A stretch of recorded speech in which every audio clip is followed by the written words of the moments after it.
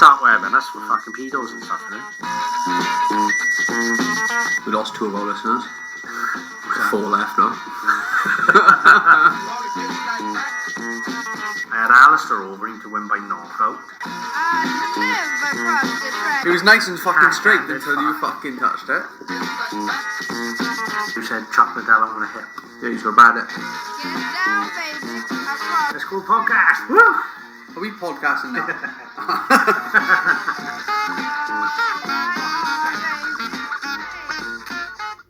This is over Zoom.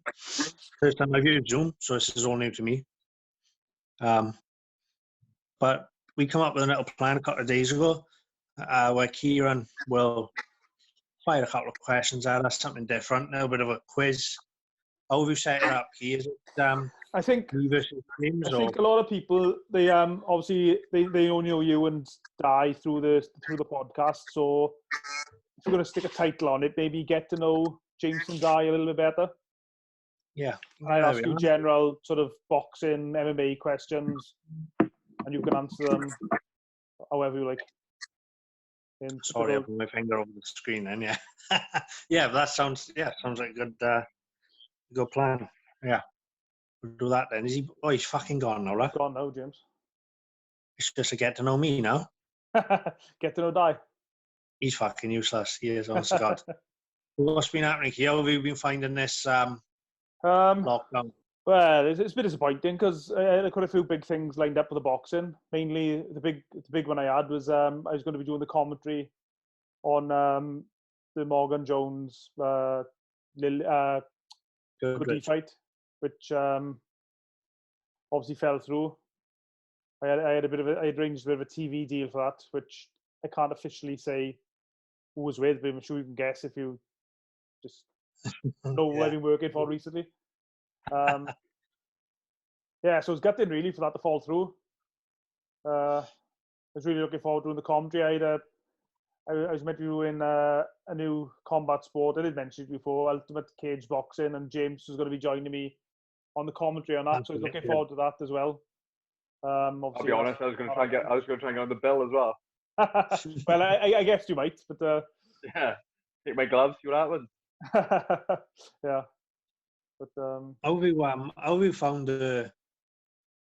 I've been a bit disappointed with like Sky Sports and stuff because it's been basically fuck all boxing being shown in it. They'll play the Ryder Cup from '99, but very rarely put a fucking boxing fight on. You know what I mean? Yeah. Yeah, I've been YouTubing it. I have just like the start of the lockdown. I was watching like a classic fight a day, but I fucking got off the boil a bit now. I'll be honest. Yeah, I've been flat out on the UFC Fight Pass now. Just throwing a number at a wall and just watching the old pay-per-view. The UFC coming up for over 3 days, eh?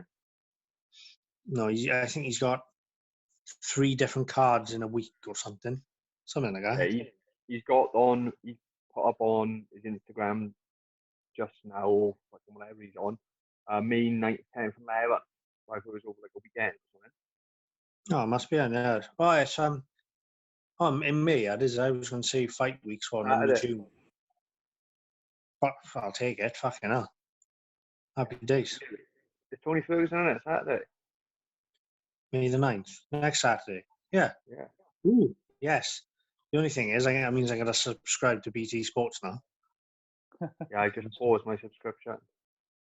Yeah, I'm going to bomb Sky Sports out because it's been shit. I'll go with BT Sports then. Is that with no crowd, obviously, I presume? What's that, Keith? Yeah. That's with no audience, just an empty arena. Yeah. Yeah, that's why I think they're doing it over 3 days. So they must be splitting the cards into like prelims, main card or main. 3 separate cards, full cards. Is it? I think so, yeah, because the Gaethje Ferguson full card, prelims and everything is fucking outstanding. Yeah, that's got Henry, what's his name on it, down there? Cejudo, and even down there you've got Jeremy Stevens on it, who's one of my favourites. It's Calvin Keita, I think, which is a hell of a scrap. But did you see how one Mason Jones just before the lockdown with no crowd in Manchester? Yeah, it's weird, isn't it? Yeah, And I caught the Weird. MC was giving it, like, make some noise, and you had the cornermen just clapping. Let's I throw watched, some leather. I watched, doing that. I watched the was it the week before? It was the last UFC event in Brazil where it was on lockdown, and Kevin Lee was coming to the cage, and they were playing his ring walk music, and his cornerman must have forgot there was no crowd there. He was like putting his hand in the air, trying to pump everyone up, and he's like, you know. Oh, So, mad. right, so say it's episode 52. As we said while you disappeared, it's oh fuck. It must be every time I mention it. He's back, look. No, it's a get to know us episode. So what I'll do, boys, right? I'll give you some time to think about this first. What we can have is you can name your favourite boxer and MMA fighter and why you like them. Your favourite boxing and MMA fight and why you like that fight. And also, if you only have one box set for a lockdown, for example, of any we got the same one, can't he? Yeah, 100% guarantee the same one. But so we'll do that at the end. But I got something first for you. I don't know for the listeners who read boxing news. At the back of boxing news, they got a 60-second interview, and it was quick fire questions. Right.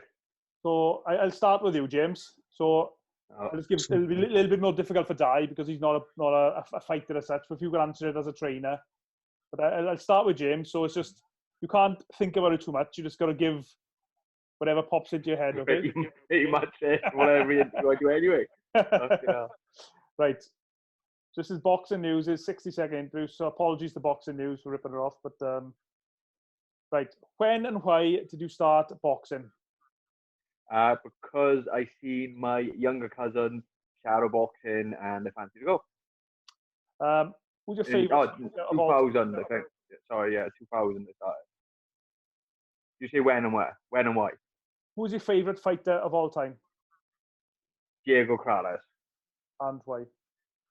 Because he used to get he was in wars, power in both hands, get knocked down, never stay down, get up, and just wore his heart on the sleeve. He'd fucking just come watch his fights all day. What's your personal career highlight? And we can use this as in boxing, BKB, MMA. Although the result was a draw, it was probably the Hibbert fight because he was such a big name, and I was, when I was still involved in boxing, I was watching him on Sky Sports, and I loved watching him fight. And as soon as he signed for BKB, no one else wanted to part from him, and I was the first one to put my hand up. So, I give myself a lot of credit for that fight, and yeah, it's probably one of the best moments they've put in. And I think it's worth saying as well that even though that was officially it's a draw, quite controversial at the time, Hibbert has actually gone online on Facebook. It was to actually say that he thought that you won the fight, and that doesn't happen often in boxing or any combat sport. Yeah, I've spoken to him a couple of times through social media. We get on quite well. It was just a fight, and he speaks highly of me, and for me, it's quite flattering because of the name he was in boxing. Okay, your toughest opponent to date?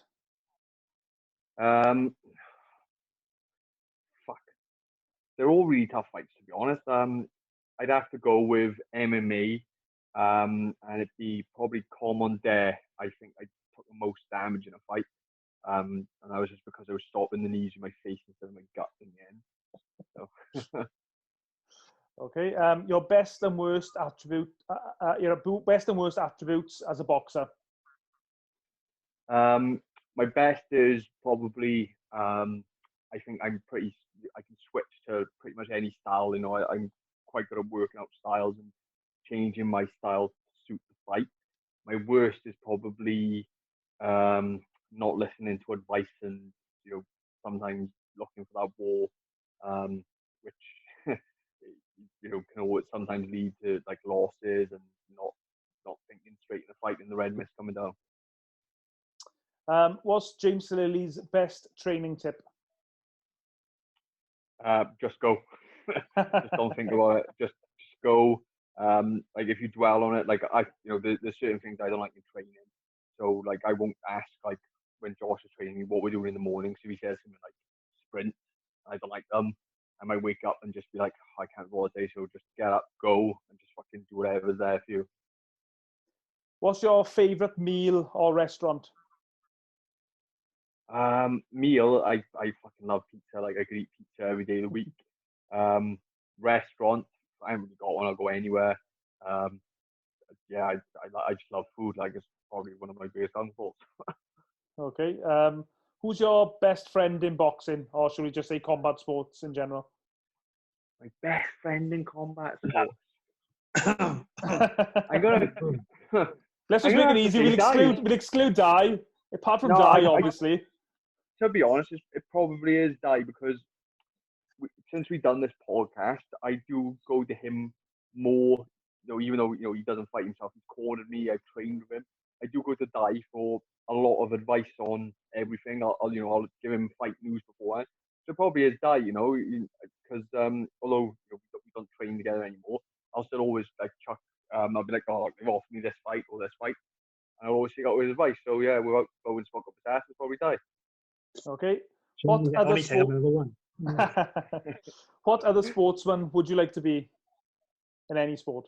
If I was good at it, I'd love to play football. I love everything about football. I love watching it. I used to play on a Saturday and on a Sunday. I was just fucking rubbish at it. So if I could be anything, and my brother's good at football. If I had this skill, I'd be playing football. But I'm rubbish, so I just get punched in the face instead. What's the last film or TV show you watched? Film I watched last night, Calm with Horses. It's by Irish gangsters. It's really good. Okay. Who would you like to play you in a film of your life if one ever gets made? Tom Hardy. Okay, and I'm just going to add this here. Dai. Who do you think should play James Slilly if a film gets made about his life? Oh, good question. Gary Busey. Oh, fucking hell. Have you seen the state of him now? Okay, He's on a James. crack pipe now, isn't he? Well, he's always been on a crack pipe, hasn't he? Yeah, but he's like in the first 80s films he was in, he looked quite like thing, and then over the years he's just got worse and worse. He's a crack now. James, have you ever been starstruck? Yes. Minty off EastEnders when I was working in the services. I'll see like UFC guys and stuff at shows and like boxers at shows. And like Dai's always like, oh, go have a picture with them or whatever. And I'm just like, because I don't see them as like stars. But like when I see like Minty off EastEnders in the services, I was like, it's fucking Minty. Yeah. But no, I'm pretty laid back about it. Like me and Dan, we went on those big fat quiz of the year and stuff. I wasn't so much starstruck because I'm not in that world. Like they're just like other people. But yeah, Minty off EastEnders, I'd say. Did you have a selfie with Minty or anything? Nah, he looked like he was going for a piss, so I thought I'd better not interrupt him. What's the best advice you've received in relation to fighting? See, that's not one I can think of off the top of my head. Really. Go with the money. Okay, no, that's good advice. If you're gonna fight, should we get paid? Yeah, I asked someone before because I had a couple of offers on the table for like MMA, boxing, BKB, and they just said go with the money. So I did. It wasn't Richie, and obviously, no. No, not Richie. No. What's the worst rumor you've heard about yourself? They're all true usually. One of my mates, James Richards, started the rumor before on. Not on boxing. I just put on Facebook that I couldn't have kids because I had syphilis or something, and there was like a GoFundMe page and stuff. Yeah, so that's probably the worst. Yeah. I presume this is before you met your wife, was it? Yeah, and I got 3 kids though, so I won't come it. You've dispelled that rumor. Yeah. And tell us something that not many people know about you.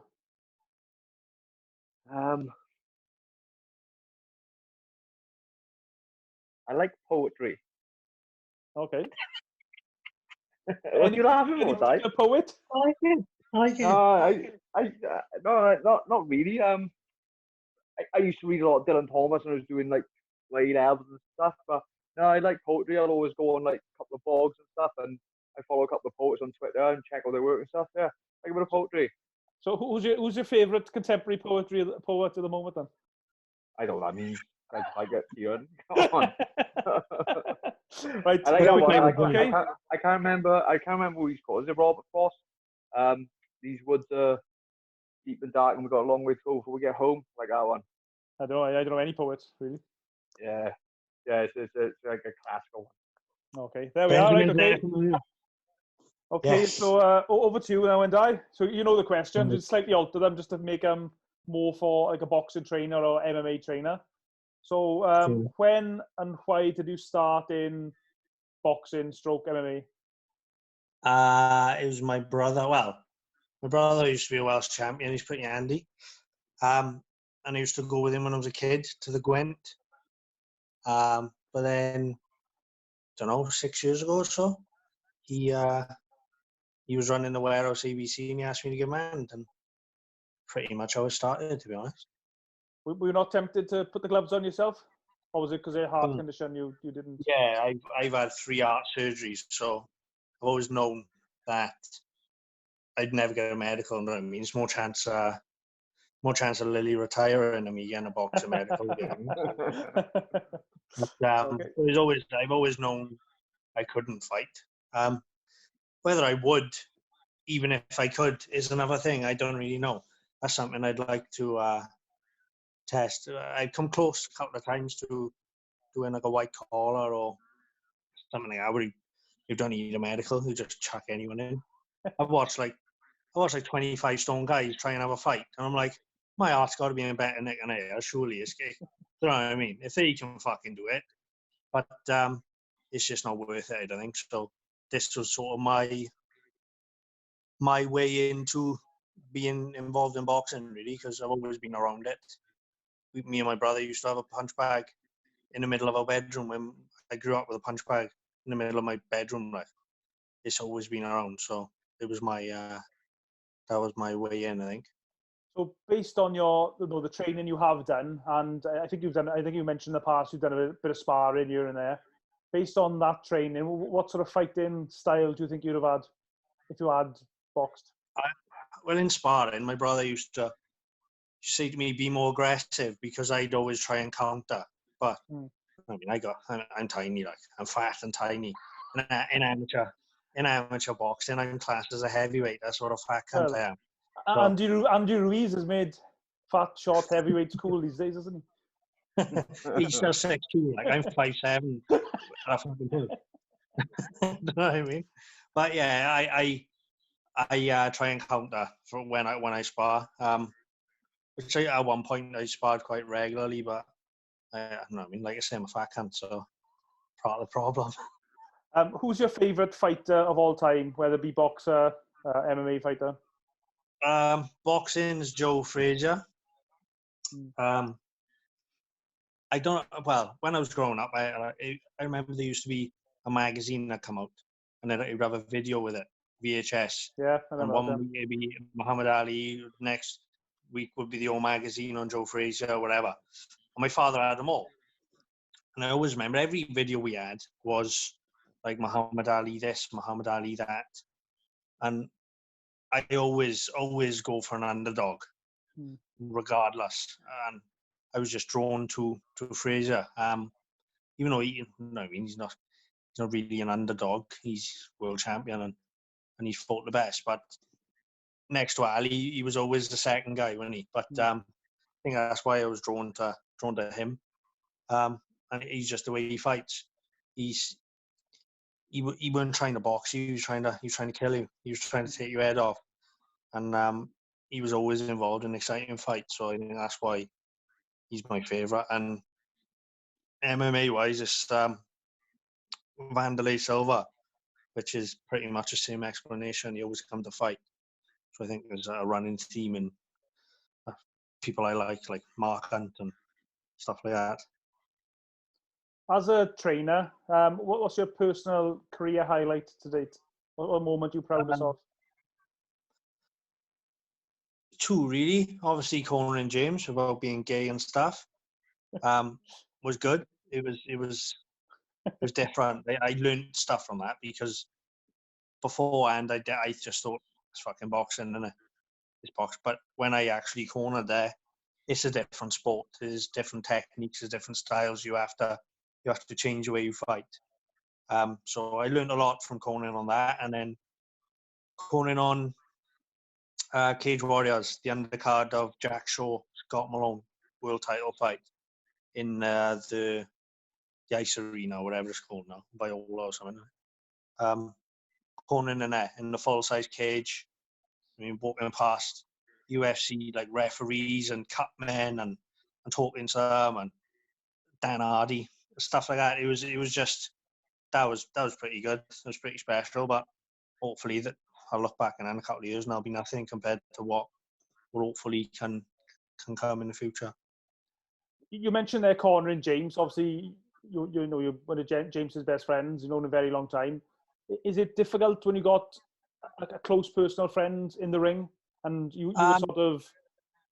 I mean, the referee is there for safety, but you've also got a degree of his safety is in your hands because obviously a fighter is very unlikely to quit. As a coach, like that's my number one on my list of things is the fighter's safety. That's why I've said it before loads of times on it. I think that's why I regard Guy Lockett so highly because he doesn't let the the magnitude of the situation, a world title fight, regardless of what it is. If his fight is in trouble, you got no qualms about pulling him out. You'll pull him out, simple as that. Whether they like it or not. If I ever threw the towel in, there's a good chance Lily ain't going to be happy about it. But I'm confident enough that if my fighter didn't speak to me again, or someone didn't speak to me ever again, because I pulled them out of a fight, I got no problem with that. No. That's down to them, but I'd be happy. My mind will be at rest. I remember one fight in, I think, we all remember it, the BKB, when Daniel Lerwell was fighting CJ Mills. And I was ringside, and I remember saying to some guy, he was a CJ Mills fan, and I remember saying to him, I just said a general statement, oh God, they need to stop his fight in between the last round. And this guy just said, no, CJ will come back for this. I was like, oh, you got no chance of coming back for this. And he got sent out, and he got absolutely obliterated. But I was told later on that the corner wanted to pull CJ out, but he refused to be pulled out. Yeah, he got knocked down, didn't he, heavy at the end of the second, and he went back to the corner, and the cornermen were all around him, and the medic has got in. I can remember saying to the boys, oh, this is over, the medic's going to pull him out. And then I was watching, and I think Dan thought it was over as well, I could see by his face. And then all of a sudden, the cornermen are getting out of the ring, the medic's getting out of the ring, and he stood up, and I was like, oh my God, they're letting him back out. Yeah. He's going to fucking die. Yeah, that's what I mean. He's going to fucking die. Some of these CJ Mill fans next to me, they were so blinded by their faith in CJ. They thought he had a chance to come back from it. And as you all know, Daniel just went out there and just blasted him out there. And that's the thing with me is, where I look at it, the last thing a brave fighter needs is a brave cornerman. The cornerman is there to protect them from themselves. Like, Lily's never going to quit in a fight. He's going to either get knocked out or he's going out in the shield. If things are going shit for him, he's not going to go, I quit.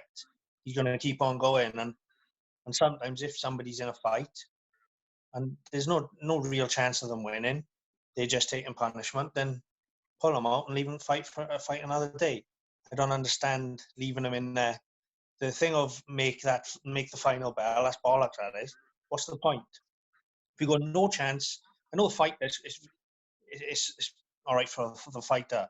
They feel like they accomplished going the distance or whatever it may be, but why? It's the same result at the end of the day if they're in trouble. And I'm not saying I go looking to pull fighters out, not any stretch, not by any stretch, but if they are in trouble, someone I'm Conan's in trouble, then I wouldn't have an issue in pulling him out. No. Yeah. And what would you say as a fighter, James? I mean, have you ever been in a situation where you've come back to the corner and you thought, oh, they might be, my corner men might pull me out of this now, or you've had to convince your corner men to give you one more round? No, not as a pro. I can remember like a couple of times I've gone back to the corner as an amateur. I remember a guy with Durham fucking battered me like, and I come back to the corner and like he bust. But I've never had my nose broken, but I couldn't breathe from my nose, and I come back to the corner. And Paddy was like, "Oh, you're right. I can't breathe from my nose," and they pulled me out. That's the only time I've been pulled out.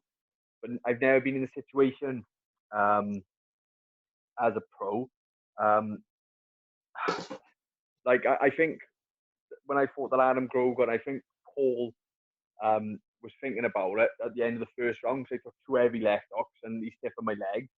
But like when I come back to the corner, I was talking to him and he was like, you know, what's going on? You're right. And I was fine. But other than that, I can't think of a situation where I've been in where I've needed to be pulled out. Obviously, when I fought Barry Jones and he stopped me with the body shots, you know, I got up 3 times, but maybe if I'd gone back to the corner, they would have pulled me out after that one. I don't know, because you know the fight got stopped, but I've never got to the point where you know it's been stupid where I'm taking loads of damage, and I you know the refs not stopping it, whatever.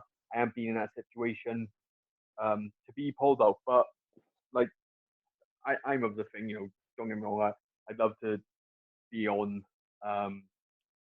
be carried out on my shield type thing, but also like after I had a fight with that Grogan and I phoned home and my daughter was still up because she was in bed with my missus, and I had like all cuts on my face and she started crying, and since then I was like, fuck this, then I'm not getting involved in wars, I'm not going home looking in a mess.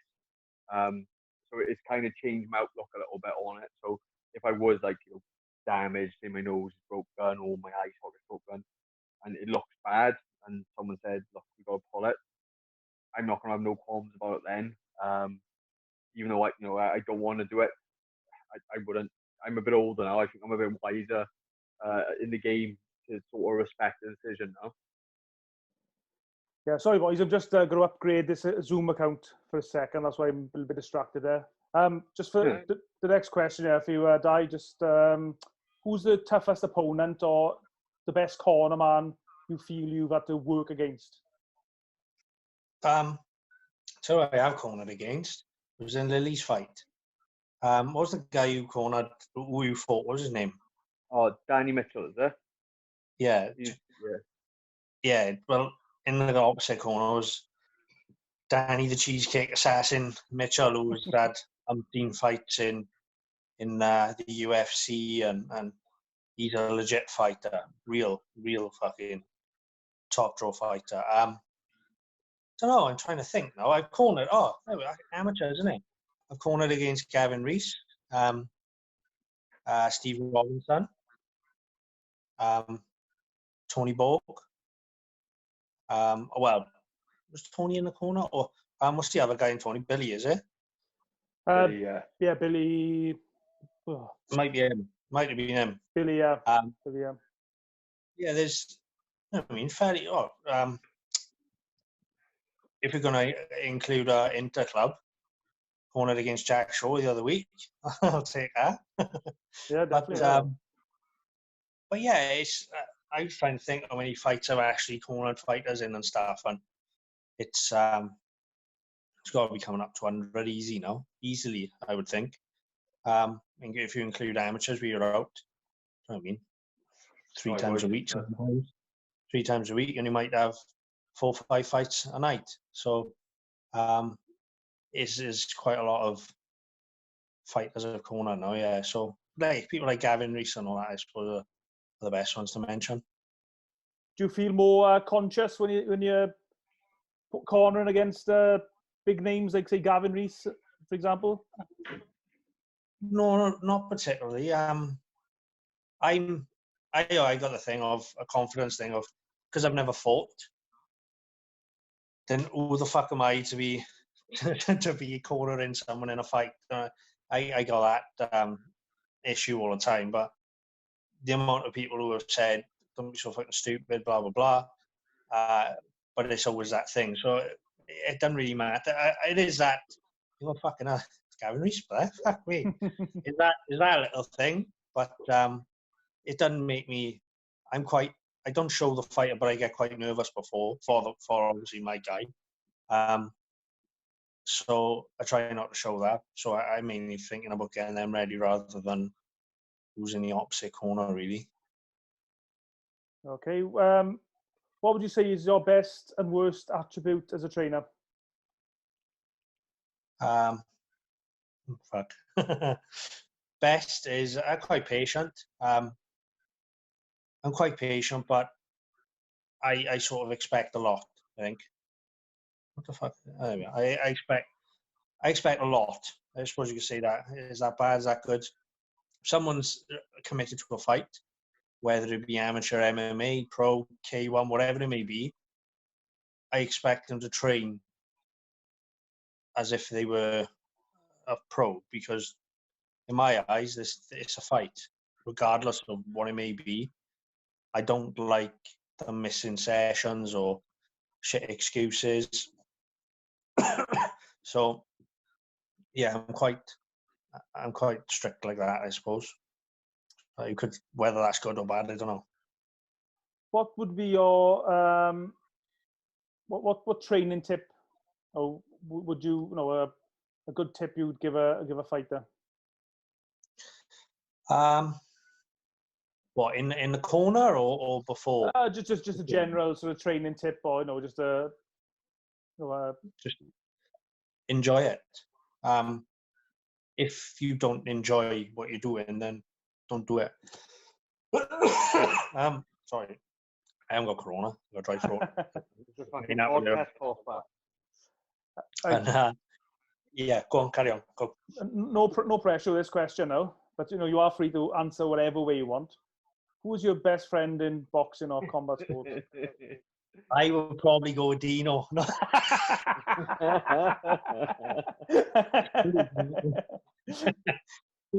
Dino's up there, don't get me wrong, but yeah, it's just probably Lily, innit? Just because I've seen him more than my missus for the last 3 years, probably. Right, no, this is fucking this is hard, this lockout shit, isn't it? I miss you. If you could be a coach in any other sport outside of combat sports, what sport do you think you'd be a good coach in? Well, I used to coach in football as well. I used to manage Kilvey,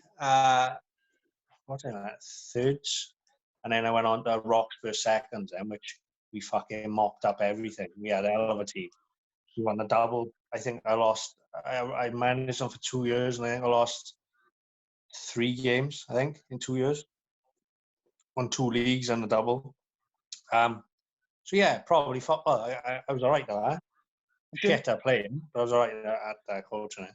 Didn't you used to mention in some of the earlier podcasts you reckon you'd be a good bowls player? It's got to be something I'm good at. Fucking hell. But do you think you'd be a good bowls coach? I don't know. I'd have to play it first. I've been telling. No, but it's got to be a sport that I'm shit out at. I just haven't played it yet. Just unfounded. Firm believer in that. What's the last TV show or film you've watched? Started watching Hunters on Amazon Prime. Okay. Good, no. It's all right. Yeah, I'm like, third episode last night, but I fell asleep, so I'll watch that again tonight. Yeah, we're about that into it as well. It's all right. It's a little bit slow, but it's got Al Pacino in it. As well, isn't it? Yeah, I'm giving it a bit of extra time because Pacino's in it. But it is quite strange as well. It's weird. There's like 3 separate stories all mixed in one. Like this person's after that, and that one's after that, and that one's chasing that one. So it's a bit much going on, but it's all right. Yeah, it's okay. Who do you think would play you in a film of your life? Who's the fella that plays Phil Mitchell? Steve McFadden, isn't it? Fucking Tom Hardy. Yeah, someone bald probably. Well, Matt Lucas, he's fat and bald, isn't he? Al Murray. He's too tall. Top lad, no. Tall Albert, is he? Big tall guy, big guy. Is he? I think Matt Lucas is in with a shout, mine. I'll be honest. What do you If he reckon, went James? dead, what's that little guy called out of Austin Powers? He's dead now. Vernon Troy. Oh, mate, I'm a bit of a try. I'm not that fucking small. How tall are you, right? You know that short, yeah? Never. 5'7", about the same as me. And a bit, yeah. And a bit, yeah. 5'7.5", I go with. Like you mentioned this a little bit earlier on, but have you ever been starstruck? I don't know about starstruck. I remember when I used to work in London. I'm a West Ham fan, and I was working in Canary Wharf. We went underneath the shopping mall thing to get dinner, and I had my West Ham top on because I was working on a construction site. And Bobby Zamora, who was the star striker at the time, just walked right in front, and I was like, "Oh fuck, it's Bobby Zamora!" And one of the boys said, "Go and get your top signed." I was like, "Fuck off, we're bent to that beat." Running around a supermarket, going, "Can you sign my top?" I was about 24 at the time. So, stars. I like. No, I mean, when I see fighters, not starstruck, but I admire fighters. So, like, I still find it strange that Gary Lockett knows my name. I still find that weird. Enzo, we speak to Enzo a lot. It's quite strange because I grew up, watching him. Yeah. Like Enzo, watching him on Sky Sports and Gary Lockett versus Kelly Pavlik when Kelly Pavlik was fucking Kelly Pavlik. It's weird that I know like so not so much starstruck, but I find it quite strange in those situations. Do you feel it sometimes when I meet like big boxing names, I want a picture or something, and I feel sometimes a little bit awkward to ask for a picture, especially if you're there like in an official capacity. If I'm working like doing interviews, or in your case, you're doing like you're a trainer. Yeah, it's what, asking for pictures. Lily, what the fuck are you doing with your phone? What do you mean? I can hear it all coming back. Can you hear that, Lucky? Yeah, I could hear it. Yeah, I think it might be mine. Is it actually? Is it yours? Oh, One, two. Echo. Yeah, so what was the question? Do I think they're open up for the pictures and stuff? At a boxing show or a MMA show, you're obviously in an official capacity as a trainer. Do you feel it's sometimes awkward to ask for like a picture with a big name, for example? Yeah. If I'm cornering, then I've been in. There's a UFC fighter called Mark Weir. He was in like UFC 50, I think he was in. He had a good couple of fights. The Wizard, I think his name was. He's from Gloucester, and he's been in there. And I won't, if I'm cornering, then I won't ask for a picture or anything. But I have been to a Cage Warriors show and grabbed a picture with Dan Hardy. But yeah, I'm not a big asker on photos. Or if it was Mike Tyson or something, then yeah, I'd probably fucking check my phone for something. What's the worst rumor that you've heard about yourself? I don't know. I'm a Czech boyfriend, but that's probably true. So I don't know. I remember this is going to come out wrong or something, right? But I remember when I started, when I was a kid, we were in school, right? It only lasted half a day because it went too far rapidly. Why I done this? It's not fucking funny, but I feel like it's twatting. But me and one of the boys, a couple of the birds that we like, and I only had 6 months left to live. Right?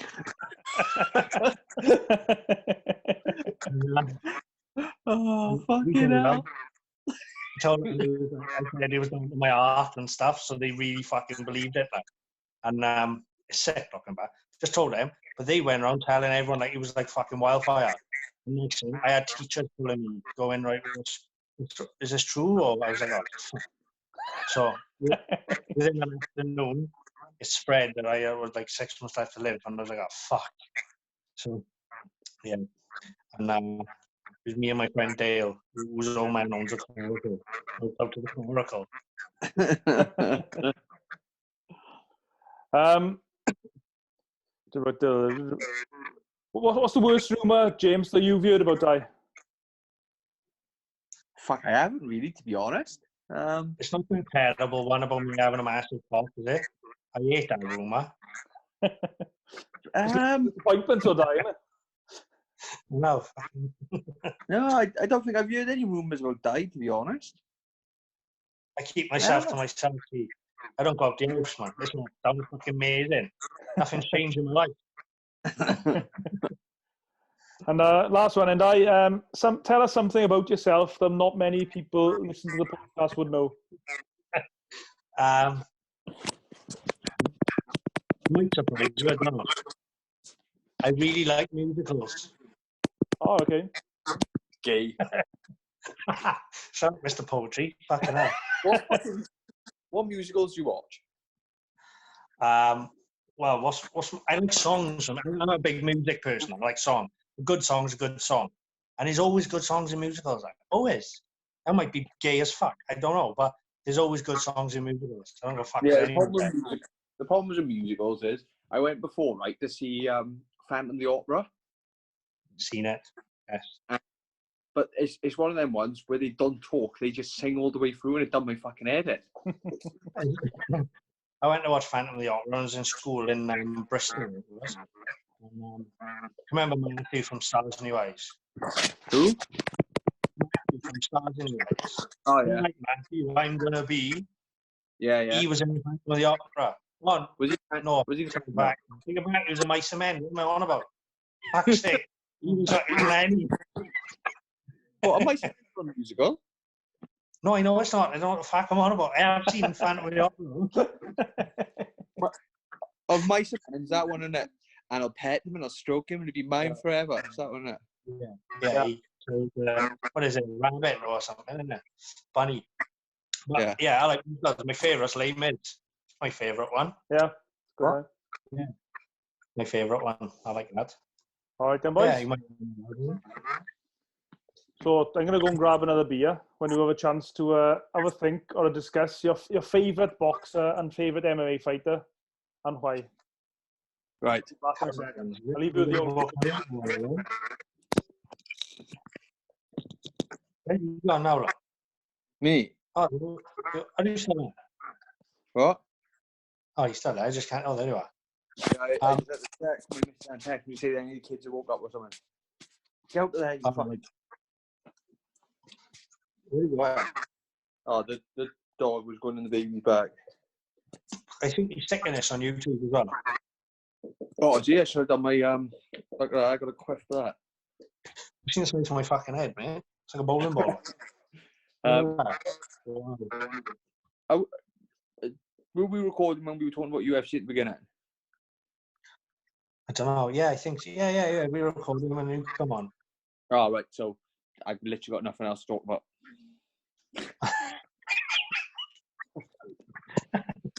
I know, that means all that's happened, isn't it?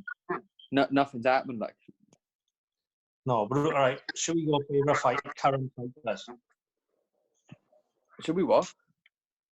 He wants to know favourite fighters, right? But we covered that. So, it's like Dale Corrales, but favourite current fighters, then. Go on, go. Boxer, Crawford. Nice. MMA, don't know, it changes. I like Cowboy, Diaz, like John Jones. Could be anyone really. It changes daily. Like you, boxing is only one, isn't it? And I would say current MMA, probably Masvidal. And my favourite B fighter is probably Eric Olson.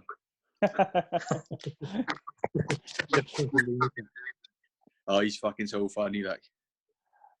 I know you two boys. You follow combat sports in a lot more in depth than most people. So who do you say are the fighters you need to keep an eye out for from the sort of Southwest Wales area? What names should fans be looking out for in the future? Well, I'll get straight in there because he's one of my guys. Josh O'Connor. There's two, in fact. Josh O'Connor who was going to fight for the Warriors title. You got Josh. He's just fucking dedicated, super dedicated. 21, and then you got his pal, who Johan Ari. He's been doing, I don't know, 8 months now. 8 months, and he's a natural. He's an absolute killer. So there's two you need to look out for straight away, and that's MMA. Really well. I don't know, really, to be honest, because I don't really see much of the amateur scene, if I'm honest. Like, you know, I train with a few amateurs, MMA boys up KGB. You know, they're all good boys. Don't really want to blow smoke up their ass, though, because they'll think they're big boys, and I don't want to do that. But I don't know, like a lot of the pros I train with, they're not so much up and comers. They're established people. But Ben Cork will be good done when he turns pro. Josh Kagan, obviously, you know, I'm not just saying that because he's my trainer. You know, Dai, you know how good he can be. Boxing, MMA. There's fucking loads to choose from, to be honest. In Southwest Wales, I think it's got a massive talent pool. Yeah, I don't know. I'm a bit stumped on that one because I'll train with someone and I think they're good enough to be like world champion, and then I'll train with someone else and think I quite like to think positive about a lot of people, to be honest. Just a general question about Welsh boxing on the pros. Who do you think is going to be the next Welsh world champion? I'll throw a few names out there. Then we got, say, Jay Harris, Liam Williams, Lee Selby could again, Andrew Selby possibly. Have I missed anyone out? I suppose. Joe Cordina, is it? Yeah, Joe Cordina. Yeah, but he's probably within 2 or 3 fights. Joe. Yeah, I think the person closest to a world title at the moment, before this all kicked off, is Dully now, because Liam Williams, because obviously JR's had his shot and, you know, he was the closest, but since then it's probably Liam Williams is next in line. The only problem I think Liam Williams has got is at his weight at middleweight, everyone's either chasing Canelo or Triple G, so they might be seeing Liam Williams as you know, high risk, low reward because he's such a good fighter. They might be saying, you know, he's not a big enough name, and like you got that Boo Boo Andrade and the Charlos, and they're all, no one's mentioning him. They're all just saying Canelo this or Triple G this. No one seems to be mentioning him.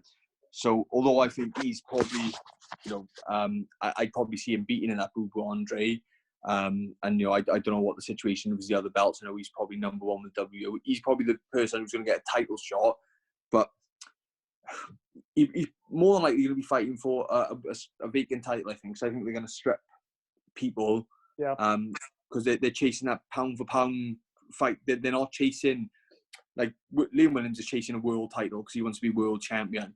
But now that those people have got a world title, they're chasing the money fight now with, like, you know, the big name. So they're not looking at the number one contenders, they're looking at the superstars to fight. So I think he's got the best chance of getting a world title fight, and he's probably the closest to winning one as well. Obviously if he was up against, you know, one of the pound for pound stars, it's going to be a lot harder for him. But like JR showed in Mexico, even if you go against the number one in the world, you've got every chance you can win it. Yeah, I think what you said there is right. It might happen where Liam could end up fighting the Mexican guy, Mungi, for the guy who beat Liam Smith, wasn't it? That's right. Yeah, I mean, there's a good chance. I think that fight could happen. Yeah, it's hard for like Liam Williams because even he says he can still make a super welterweight or light middle, whatever it's called now.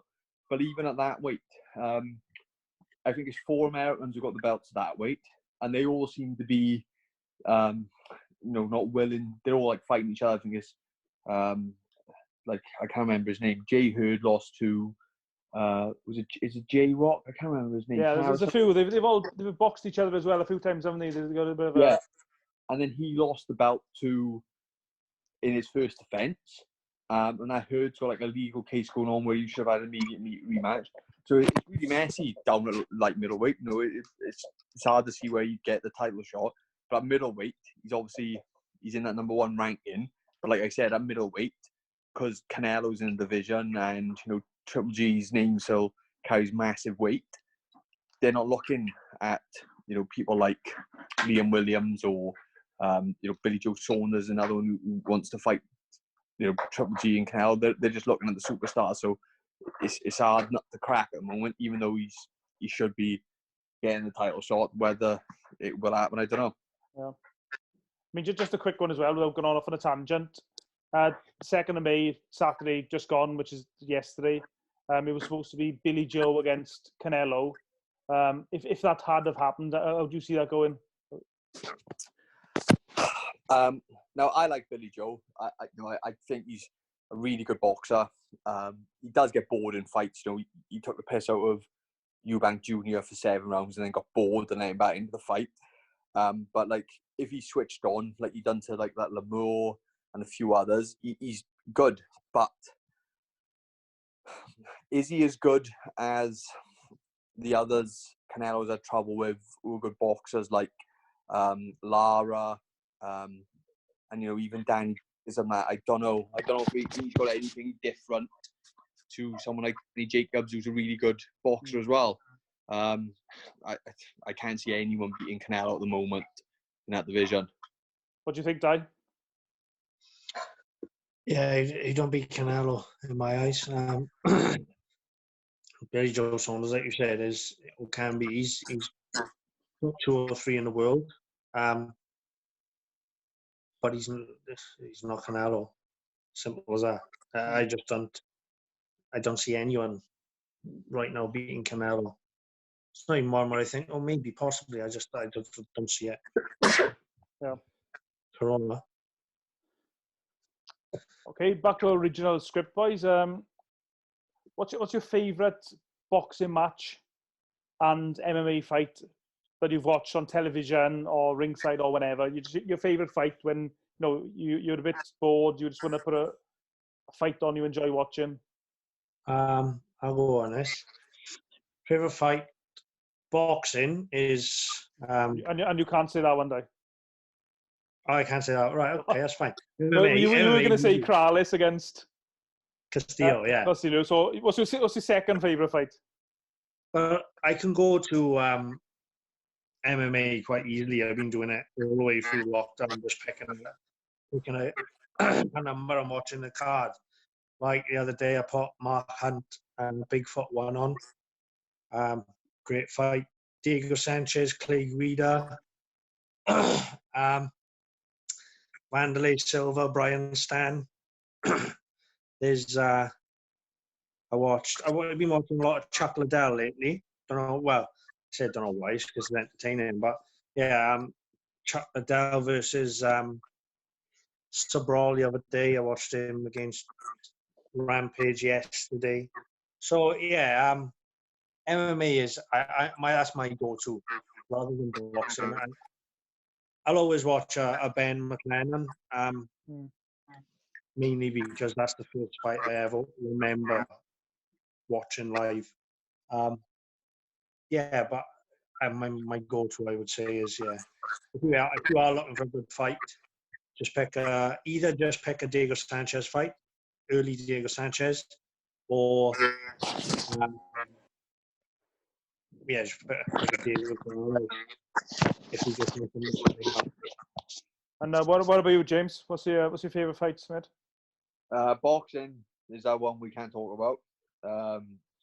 Because I can remember I was training with the Welsh squad up in Brecon, and they used to show fights on BBC Two, didn't they, on a Sunday? Yeah, that's right there. And I can remember being sat in the canteen, and it come up on the screen, and like I was sat we were just there, and we were all watching the fight, and I was like, fucking hell, how do we know about this fight? Because obviously, the internet wasn't as good back then, and the only I used to get the Ring magazine on subscription, So it would always be like a month behind. So if there's like any fights that you haven't missed because, you know, it was on like HBO and Sky didn't have the broadcasting rights, whatever, you'd always read about it. And then I'd go looking for it, whatever. And we were sat there in a canteen and I was watching it and I was like, I couldn't get over it. I just remember, and it's always been like, you know, it always burnt in my mind. But other than that, like I spent quite a few time, a bit of the lockdown watching old fights. One of the ones I love watching is Marquez Diaz 1. Tony Girov was another good one. De La Hoya Tito, De La Hoya Vargas. You know, they're all fights I could watch time and time again. What did I stick on the other day? It was a good one. Oh, I don't know. I watched so many. But Corrales is my number one, but my number two, it could change. Like, you know, it could be any of those ones. Pretty much any of the Marquez, Pacquiao fights I could watch all the time. Fuck! My dog's eating my fucking earphone.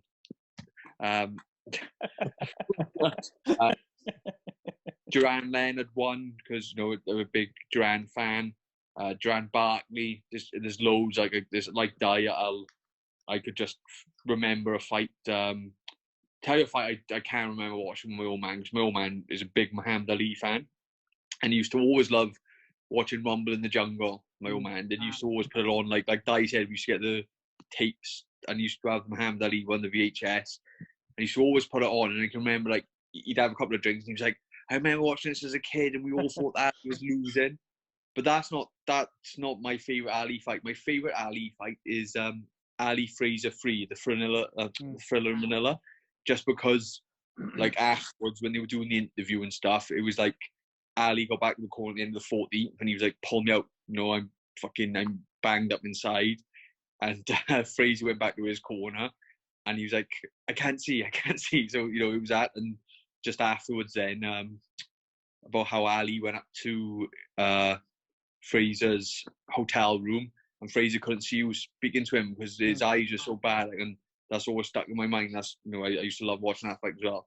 MMA, I don't watch a lot of MMA. I did used to watch a lot of MMA, so like Dai will tell me a fight, like he's just mentioned a few, and I'll go watch it, and then that'll be it. But I remember watching, I think it was Rampage, Wanderlei Silva 102 in Pride, and I was a hell of a fight, and that's how, like, Dai said his favourite fighter was Wanderlei Silva. Well, mine was Rampage, because he, like, when I first was living with John, he was like, watch these Pride DVDs, this is MMA. And I was like, fucking hell, they kick each other in the head and stuff. So it was, you know, I used to love it then. It's interesting you say about the... Sorry, go on, Dai. Sorry, Guy. I was just going to say, while we recommend and stuff, I come across a fighter this week in MMA. If people are listening and they want to look at an older fighter, I say older. I'm talking 2007-ish, 2011, I think. That's about right. I remember first time round, but I was going through old fights this week, and I come across Carlo Parisian. Early Carlo Parisian. I texted Dino and said, I'm watching some Carlo Parisian fights. And he was like, he was the governor. At the time, like, top 5 in the world. Till he lost to GSP. He's a judo guy in every fight. As soon as he gets his hands on you, he's flinging you everywhere. He was fucking good. He was really good. So if someone wants to watch some old fights, an old fighter, go back and watch Carlo Parisian fights. Yeah, I was just saying, just going back on what you both were saying about the importance of a trainer stopping the fight. It's interesting that in the third Ali Fraser fight, Ali wanted to stop the fight. Well, that's the rumor or the myth. But he wanted to pull out of the fight, but his corner men said, no, you got to fight on. And Fraser wanted to fight on, but his corner man pulled him out of the fight. Yeah. And I think Muhammad Ali's doctor, Ferdy Pacheco, said after the fight as well, because he quit after that fight, I think it was, or shortly after, he said he'd worry about Muhammad Ali, that nobody in his corner was brave enough to stop his fight if it needed to be stopped, which we saw when he fought Larry Holmes and Trevor Berbick. That's the thing. You don't need a brave corner man. Like, you could, if you're a fighter and you're not willing to trust your cornerman's instincts, that he's looking out for you, then he shouldn't be your cornerman. Yeah. Yeah, it's tough though. I mean, it's tough as a cornerman to make that call. You've got to, in my eyes, don't get me wrong, I'm by no means the most experienced cornerman, but the way I do things is that fighter needs to know that if he's in trouble, I've got no worries about pulling him out. He's my brother. He ain't Throw in the goddamn towel. And just one last question regarding your favourite fights. What's the favourite fight, regardless, boxing, MMA, BKB, that you've watched from ringside or in attendance in the audience? Ooh, who's going first? Well, I'll just say my favourite fight. Well, I got two. One was Steve Robinson against Paul Hodgkinson back in whatever it was, early 90s. Me and my mate managed to, we had cheap seats, but we managed to get, well, we were there for the very first fight of the night. We both love boxing. So we managed to get down ringside, sitting in like ringside seats, but a metre away from the ring. Expected to get moved on when the main fight started, but for some reason, nobody came to claim those seats. And we just sat ringside for what was Fight of the Year in Britain, in whatever year it was. I can think of quick three for you. Boxing, it's what was everyone got? What they got? Boxing, it's Chris Ware, Frankie Bob 2. Brilliant. I was sitting next to you, Keith. That's I right said there. loads of time. Best boxing fight seen live. MMA live. Just put them there. I got a couple. Chris Edwards versus Sam Creasy, Cage Warriors. Amazing fight. Struan Croxon versus Mehdi Ben Lactor. Ben Lactor was fucking brilliant. He's now with Cage Warriors. You've got Geraint Hill versus Sofian Bokachu. That's one of the best heavyweight fights I've ever seen. Never mind just being ringside. Coleman Day versus Marley Swindles. Tremendous fucking fight that was. Tremendous fight. I think that was the one just before, as when he won the title, and then he had you next. Yeah. What about you, James? I've been asked this question before, right? And it's really hard for me to remember. Like, I can remember fights I've seen, like, in the house on TV and stuff, but it's really hard for me to remember what fights are like at shows, because I'm always like watching someone or talking to someone. So I've been to, I don't know, probably 1,000 shows. I can't think how many shows I've been to. But for BKB, one of the best fights I've seen was Jimmy Sweeney versus Edgar Puerta, is it? The Mexican? The Mexican, yeah. That was fucking hell of a fight. I think they both got dropped in the first round. I think Sweeney got knocked down again. It was just back and forth. It was a cracking fight. And Sweeney's a good technical boxer, so I like watching that. MMA, yeah, Marley Commandeur was a good one. Is that fight available to watch online? Yeah, I think it's on. It's on the Bulldog YouTube channel. Okay. Yeah, I think you can get to it through Heavyweight Productions as well, can you? I think they got on there one.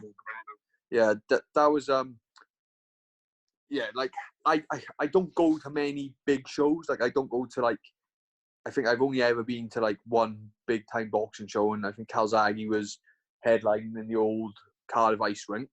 But I haven't been to like a massive show. I'm always going to small hall shows. I like, you know, I don't like spending the money to go to the big shows because you end up watching it on the screen anyway. You know, unless I'm ringside, I wouldn't go. And I like the smaller shows. You know, it's nice. But MMA is either Marley versus Commandeur. Boxing, I don't know.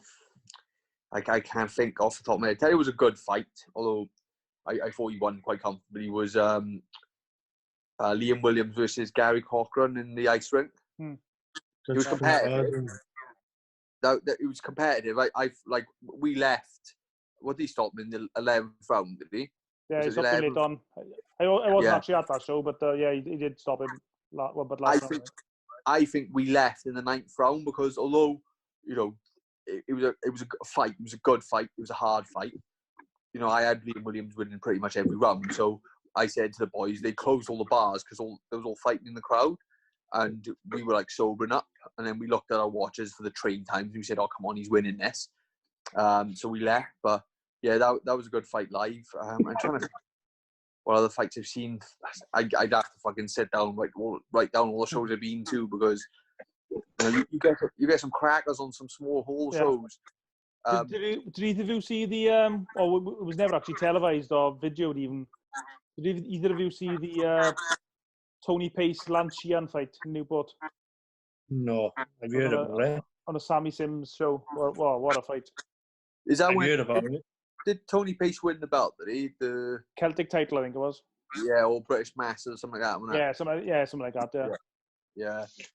I can remember people talking about that. I think that was voted second best fight in Britain that year. And bear in mind, Oh, was it? that was just going off Gareth Jones's recommendation to Boxing News, and for a non-televised fight to win second best fight of the year, that just shows how good a fight it was. Yeah, like I said, I've been to small shows, and like if I think back, I'll be like, oh, like I remember Ricky Owen was boxing on the undercard of Scott Gammer, Danny Williams in the Neath College. Neath, I remember that. Yeah. Yeah, and like Ricky, I think it was a matchroom show, and Ricky was signing them at the time, and he was fighting like a Croatian or something, and they said like Ricky was expecting to get like, you know, a guy with like a losing record. So they're like, oh, Ricky was like 2-0 at the time. They're like, oh, Ricky, fighting this guy. His record is 3 KOs, and that's it. And Ricky was like, well, he's 3-0. He went, yeah, and it was a hard fight. I think Ricky got dropped with a body shot in it as well, and he got up and he won. It was a 6-rounder. But like Ricky had these bruises like on his shoulders and his chest, like lumps from where the guy was like digging in his elbows and his head. It was a fucking brutal fight, you know. And it's like stuff like that. I'd have to sit down and I'd have to remember because I've seen so many, you know, cracking fights in, you know, small hall shows that you just don't remember. I'd have to have a look at a poster. Like, what was the first time I made my debut on?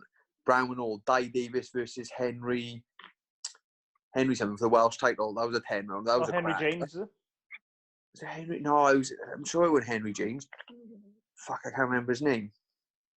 This is years ago. No, this is it was a bit of a derby as well. I can't remember who it was. I got the poster somewhere. I'll have to have a look at it. But like I said, like, you know, there's fights. If I look at an old poster, I'll remember the fight. But because I've been to so many shows over the years, you forget. Yeah, it does all tend to blur into one really sometimes, isn't it? Yeah, exactly. And it's like I've become accustomed to it now. You know, going backstage, speaking to people, and like at shows, you rarely see. I'll tell you, it was a cracking fight. I remember now. Remember they done a show in the LC. Ricky Owen was making his comeback on it, and they had 2 journeymen fighting each other. The Polish boy, Robert Dzycki. Cheese boy. Yeah, that's him. And he fought another journeyman. That was a hell of a scrap. It was probably the best scrap of the night, because they both had losing records. They both had nothing to lose. It was a cracking fight. And then, you know, all the other fights were, you know, guys who were like 5-0 versus a guy who was like 9-38 or whatever. But because those who had losing records, it was probably the best fight of the night. And there was stuff like that you don't see on TV, and they're the good fights. Like. Did you see that Dzycki guy, if I've asked you how to pronounce his name, did you see his knockout over that Robert Maddox? It's actually on YouTube if you look. A real brutal knockout. And that Maddox is like an armed response copper. And I give some of his mates a lift down to the show. And all the way down, they were telling me, well, this Robert Maddox, he's hard as nails. He's this, he's that. He's, you know, nobody messes with him. And this journeyman knocked him out in 1 round, I think it was. Oh, was it? No. What was that too? Newport. Oh, was that? No, I haven't seen that. I have to have a look. Yeah, have a look. Yeah, it's brutal. I mean, the referee probably let it go on too long as well. A brutal knockout. So I had to give his mates a lift home, back to Bridgend after they started out.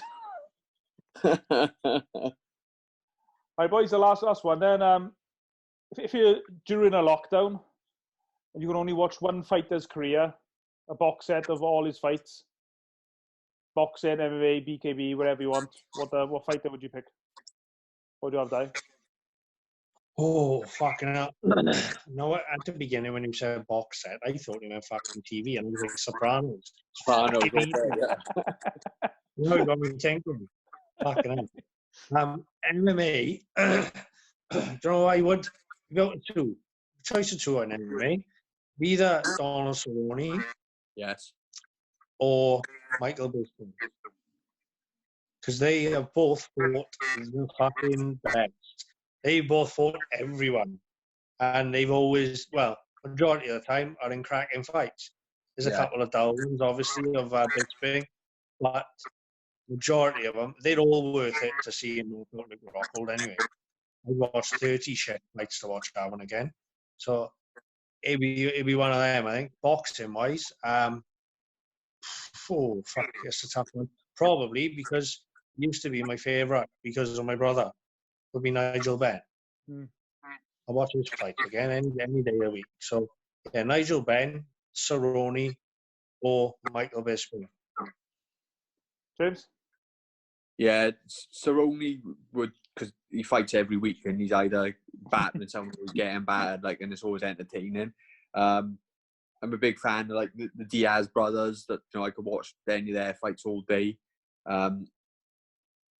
Boxing, like I like watching like Corrales' fights, but I've probably seen anyone that was televised at least 4 or 5 times. So I probably pick. No, I go with probably Marquez because there's only 1 or 2 fights of his that were pretty boring. And the way he used to throw combos was so good. I could watch him all day, and he's fought the best. He fought Pacquiao, he fought Barrera, Timothy Bradley. He's been in with Mayweather.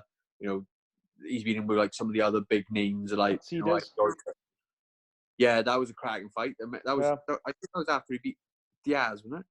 I think that was, he was behind on points in that fight, didn't he? He come back to knock him. I still love Casillas. He was he was.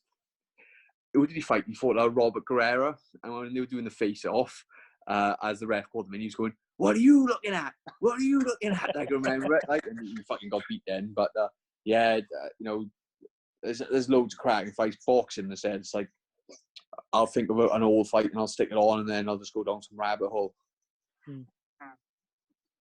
Okay, there we are, boys. That's the get to know you section, if you want to call it over. I got a question, and it's for you as well. Who's the most famous fighter, coach, promoter that's tweeted or messaged you on Facebook, do you think? Well, does a retweet count? Yeah, we'll go with a retweet, yeah. Well, Joe Calzaghe is retweeted. Who, sorry? Joe Calzaghe. Oh, did you? Yeah, nice. Well, I've interviewed Joe a few times, so he's retweeted a few of my stuff. Oh, that's a good one. That's a big one, especially in Wales as well. I think. Go on, Dai. What's yours? When I'm thinking. We're including retweets, right? Yeah. I've had Nigel Benn write to me and stuff. Have you? Yeah. Once. Trying to think of there's a couple of famous people. What did Nigel Benn ask you, Dai? No, I replied something to him and he just wrote back saying, okay. "Thank you very much. Have a great day, Dai or D, whatever." But there was, what's the scientist guy who used to be in Blur, Brian Cox? Fighter right there, no coach, not Brian Cox. What? He's famous though. But the best one then, the best retweet I've ever had is off Joe Rogan. Was it? Oh, was it the good ones? Video, yeah. I pinned a video of his on my Twitter, and I was emceeing a jiu-jitsu charity show as it happened, and my phone went off and I looked, and it had hundreds and hundreds of things. So what the fuck? And Joe Rogan had retweeted my tweet, and then the likes and everything just went through the roof. And it's probably my best one. My dick got out with that one. Well, actually, my biggest probably retweet I've ever had was when Enzo Maccarelli knocked out Roy Jones. If you remember, rather than celebrating, he just went and knelt down in the corner when the doctors seen to Jones. And I said something like, "Oh, no, most fighters would be celebrating now a massive win, but Enzo's just being respectful," or something along those lines. Yeah. And I got retweeted, I don't know, ridiculous thousands of times. And somebody retweeted it and it just went totally viral. Isn't it fucking sad that we loves a retweet? Isn't it? I got a few. Danny Garcia. Oh yeah. Right. You slagging his own man, did you? No, Lee Selby boxed a guy called, I think his last name was Eric Hunter. Yeah. And he was from. Say again. Yeah, Eric Hunter. Yeah.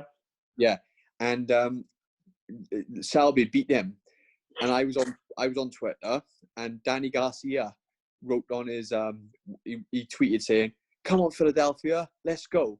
And I retweeted back to him saying, "You fucking boys been sent packing already. What are you on about?" I didn't know they were on a delayed recording in America. We went. So Danny Garcia messaged me back then, tweeted back to me saying, "Oh man, I didn't know we're on delayed recording." And I thought, oh, fucking it's nice for him. I had thousands of Americans abusing me then.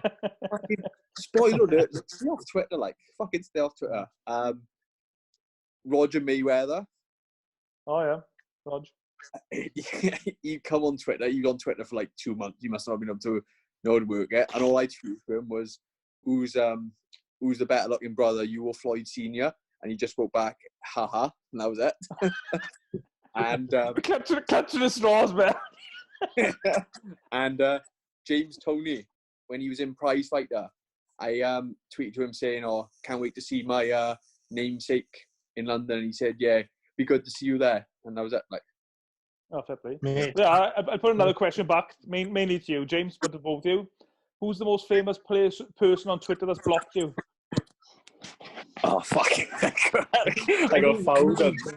I don't think anyone's blocked me. James, take it away, son. Dan Raphael, he's blocked me because I call him a fat pedo. Who else has blocked me? I got fucking loads who blocked me. I can't think of, like, I got, what's his name? Anthony Yard's trainers blocked me. Oh, Tundi. Yeah, he's blocked me. There's loads. He just blocks everyone, though, doesn't he? Tundi. Yeah, what's his name? What's the guy called? Spencer Oliver. Yeah, Spencer. Yeah. Yeah, he's blocked me. I've been blocked. I just remembered. Who? Stan Collymore. I said something about Eureka Johnson, and he blocked me. I was quite gutted at the time because I used to listen to him a lot when he was on TalkSport, and he was like, "Oh, fuck." He is pretty good on Twitter, Stan Collymore, I think. Yeah, I got that. I'm surprised. Like, I got people like I got Judge Rinder following me and stuff. and I don't mean the Judge Rinder TV show. I mean Robert Rinder, his private account, follows me like. Yeah. I used to have. It was on my old account, the real Yoko Ono. Anyway, blue tech, anyway. It was her. Why the fuck she's following me? I don't know. Oh, and I got this you won't know who he is, Dai, because you listen to music from like 1952. But there's a rapper called Danny Brown. He's a big rapper, Detroit rapper. He follows me. Don't know how he knows. He follows me like. So well, I've had go on, keep going. I said I've had George Galloway block me for some reason. Political news. I think I just said something like, shouldn't we be worrying about, like, I can't remember what it was, something to do with British soldiers being killed in Iraq or something. And the rugby commentator Brian Moore's blocked me as well. I don't know why he's blocked me, because I never say anything disrespectful to anyone, but he blocked me as well for some reason.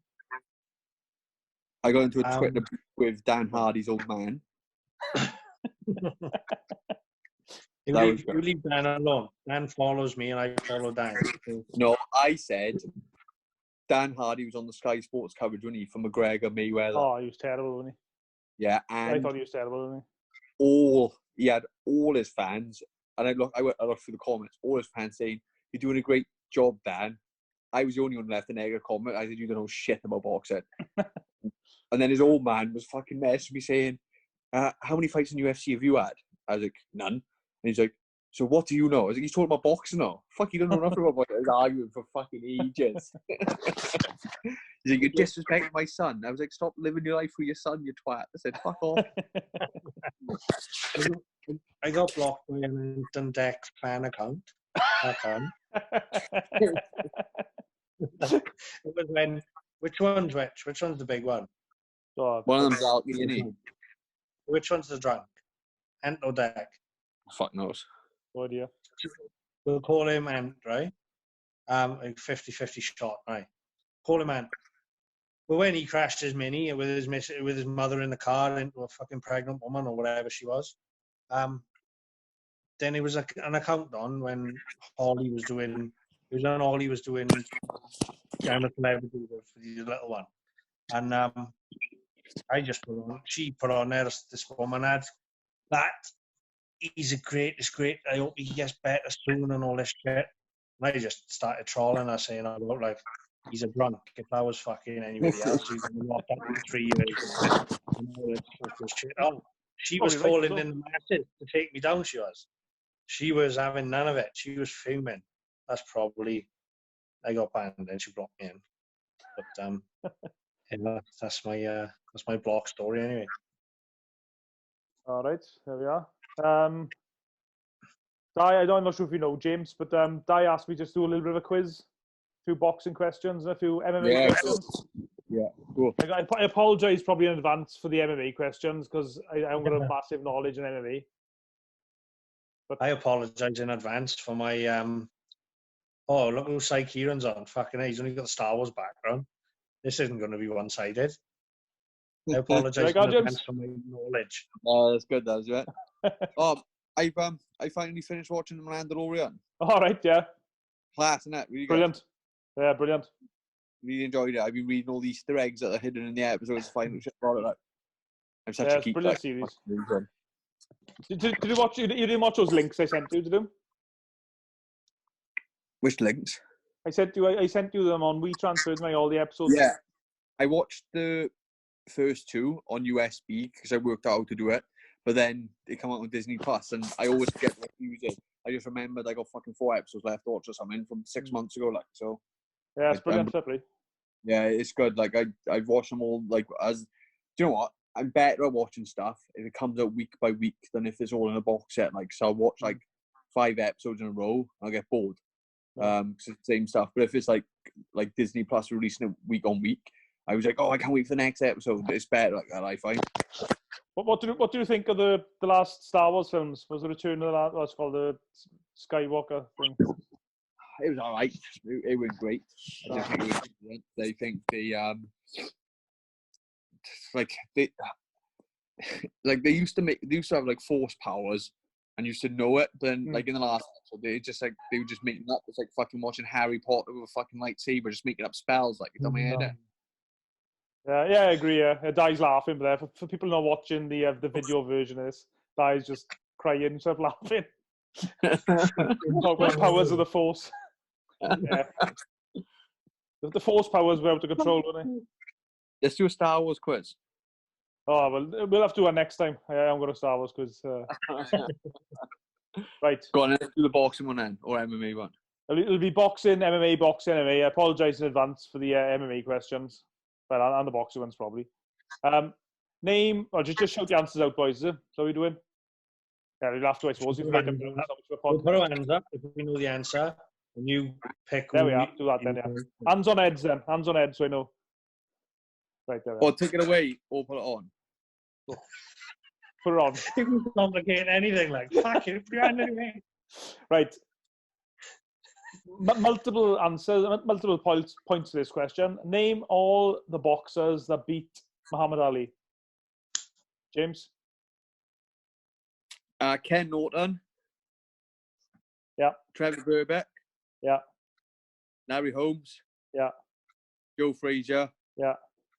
And Leon Spinks. Yeah, correct. Fair play. Well done.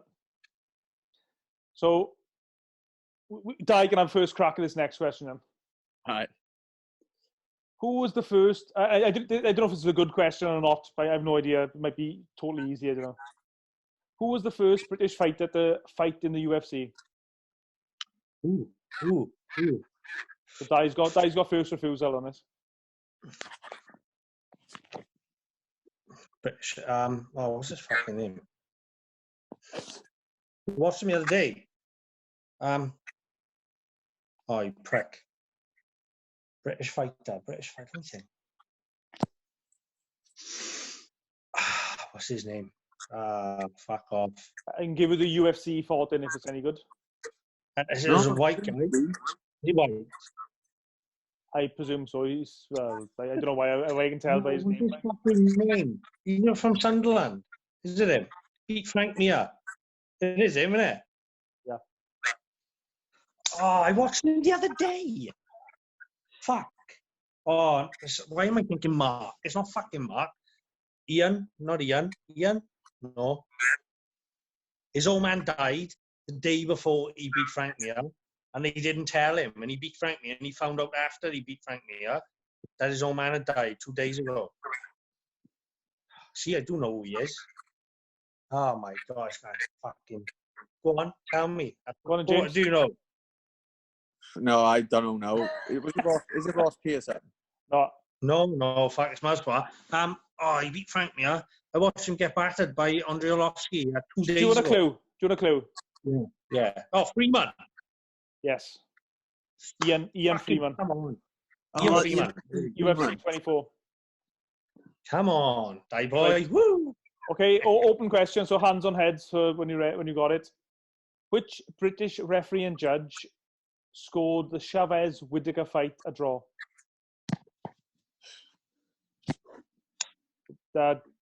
James?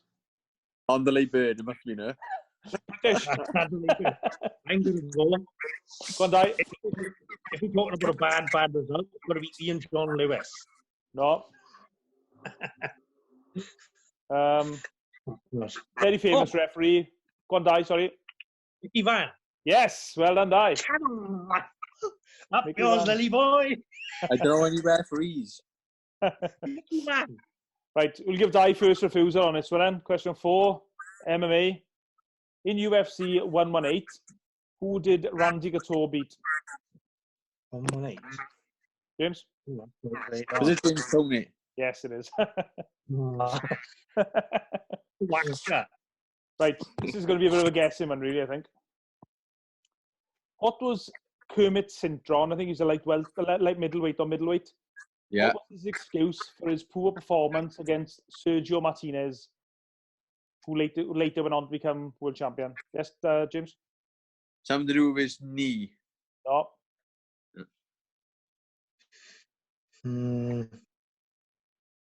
So what was Kermit Cintron's excuse, Dai? I'm going to go with something stupid like he had a blister. No.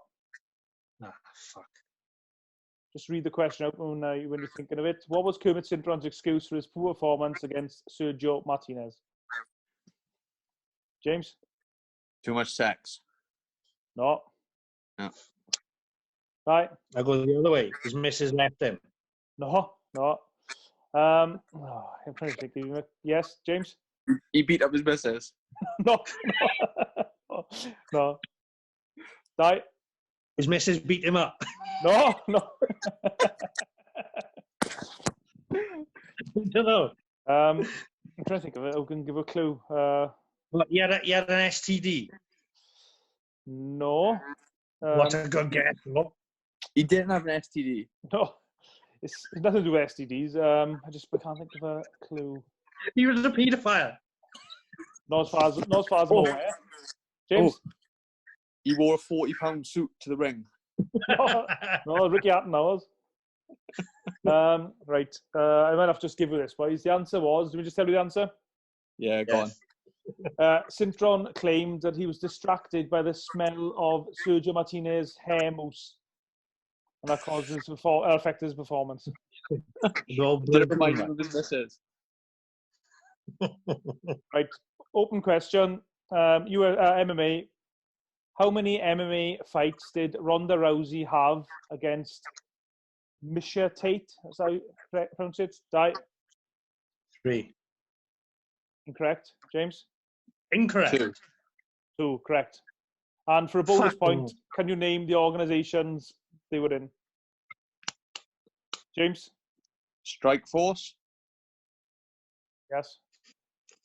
This is And a fucking WEC. Not 2 minutes. And UFC. It looked like you were talking to R2D2 then. Right, there, boys, that's the quiz. I'm not quite sure what Did I get think both I the might be as organisations? well. Is it what? Did I get both the organisations? Yeah, sorry, Strike Force and UFC it was. You said Oh, right. WEC. I was Yeah, a bit distracted because I'm actually using the ironing board to put my laptop on now. So my missus just stuck her head in asking, when can you have the ironing board back to do some ironing? Oh, fair enough. Enjoyed this, Oh, boys. I wish my missus asked questions like that. Right, so I don't know if we're round things up, Dai? Yeah, well, that was the Get to Know Us and the quiz podcast. There might have been, what, episode 52? Ooh, Yes, James? I didn't know Eddie Murphy's song, I want to party all the time, party all the time. Well, that's Eddie Murphy's song. That's Eddie Murphy's song. Song? Yeah, I thought you said Eddie Murphy's son sang that song. he did. I'm confused. Eddie Murphy's song, I don't want to party all the time. Oh, his son. Oh, He sang it. He sang the he sang song. it. Right, okay, all right. Okay, there we are. There we are. Fuck me. Not a On bit of that trivia bombshell, thank information. You okay? What? I said on that little bit of trivia information. Yeah, thanks, James. But Yeah, James. nice one, Keith. Yeah, cheers, Thanks James. for that. Cheers, Dai. Is this going to be on YouTube as well, or? Yeah, be on YouTube and whatever platforms you put on as well. Yeah, send me the audio and key, and I'll work it out. Will do, mate. Yeah, cheers, buddy. Okay, cheers, boys. Thanks. Thank you. All the best. I don't know.